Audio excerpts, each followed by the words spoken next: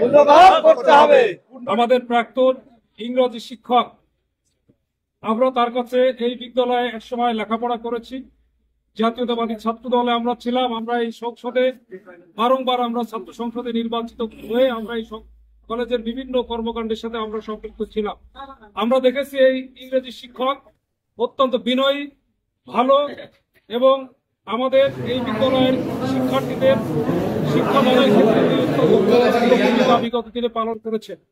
কিন্তু স্বৈরাচার হাসিনা সরকার ক্ষমতায় আসার পর বিগত দিনে যখন শেখ আব্দুল ওহাব সে সংসদ সদস্য ছিল, হুইপ ছিল, সেই সময় থেকে এই শিক্ষক জাতীয়তাবাদী দল এবং তার আদর্শকে বিশ্বাস করে, সেই কারণে আওয়ামী লীগ তাকে টার্গেট করে।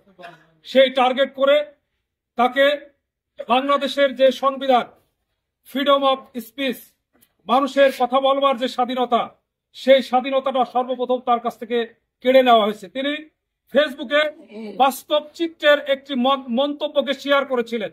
সেই কারণে সম্পূর্ণ অন্যায়ভাবে, আইন বহির্ভূতভাবে যে স্বৈরতান্ত্রিক মানসিকতার যারা লালন করে, সেই আব্দুল ওহাব আমাদের এই প্রিয় শরীফুল স্যার ইংরেজি শিক্ষককে তিনি বরখাস্ত করেছিলেন এবং পরবর্তী পর্যায়ে এসে আবার যখন তিনি তার এই বরখাস্তের কে প্রত্যাহার হয়েছিল, পরবর্তীতে আরেকজন ভোটচোরের, ভোটহীন একটি ফ্যাসিস্ট জাতীয় সংসদ সদস্য রণজিৎ কুমার রায়, দুর্নীতিবাজের কথা আপনারা শুনেছেন। এই দুর্নীতিবাদ, এই সন্ত্রাসী গডফাদার, এই অসভ্য এমপি, সে আমাদের এই শিক্ষককে আবারও তিনি বরখাস্ত করলেন। বরখাস্ত করার পর তিনি আমাদের সঙ্গে আমরা জানতে সক্ষম হয়েছিলাম। আমরা আমাদের শিক্ষকের সঙ্গে পরামর্শ করেছিলাম। আমরা বলেছিলাম, এই স্বৈরাচার যেভাবে আপনাকে চাকরিচ্যুত করেছে, আপনি আইনের আশ্রয় গ্রহণ করেন। আমার সঙ্গে বারংবার কথা হয়েছিল। আমাদের শিক্ষক আইনের আশ্রয় গ্রহণ করেছিলেন। আদালত দীর্ঘদিন শুনানি শেষে অবশেষে তাকে চাকুরিতে পুনর্বহাল এবং তার বিগত দিনের বেতন সহ তাকে এই বিদ্যালয়ের কলেজের যে শিক্ষক প্রফেসর পদে তাকে নিয়োগ দানের জন্য আদালত থেকে নির্দেশনা দিয়েছে। আমরা বিশ্বাস করি যে মাননীয় প্রিন্সিপাল সাহেব আমাদের অত্যন্ত শ্রদ্ধের মানুষ। তিনি ইচ্ছা করলে আজকে তাকে যোগদান করিয়ে দিতে পারতেন বলে আমরা বিশ্বাস করি, কারণ তার স্বাক্ষরেই কিন্তু তিনি আমাদের এই শরীফুল স্যার তিনি কিন্তু বরখাস্ত হয়েছিলেন। আজকে আদালতের যে রায়, সেই রায় অনুযায়ী আমাদের সম্মানিত প্রিন্সিপাল মহোদয় তাকে নিয়োগ দিতে পারতেন, কিন্তু তিনি দিলেন না।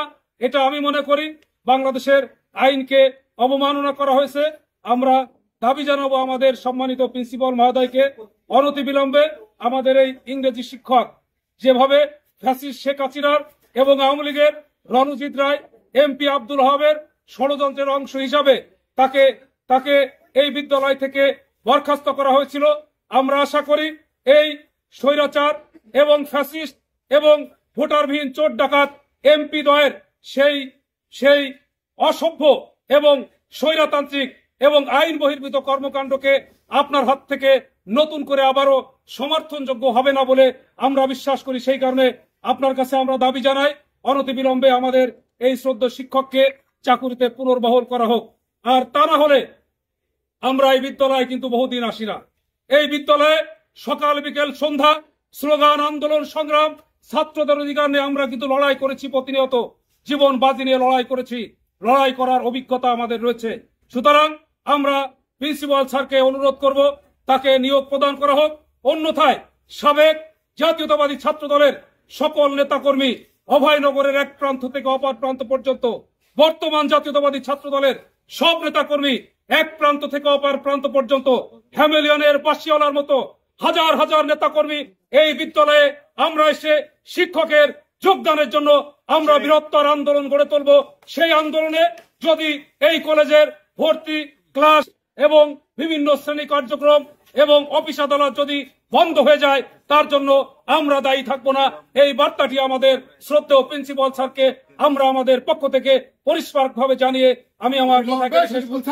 ধন্যবাদ সবাইকে। আসসালামু আলাইকুম। দিতে হবে। আমার ছোট একটা প্রশ্ন ছিল। দিতে হবে। স্বৈরাচারের কালো হাত ভেঙে দাও, গুড়িয়ে দাও। স্বৈরাচারের কালো হাত ভেঙে দাও, গুড়িয়ে দাও। অবিলম্বে শরীফুল স্যারকে পুনর্নিয়োগ করতে হবে। অবিলম্বে শরীফুল স্যারকে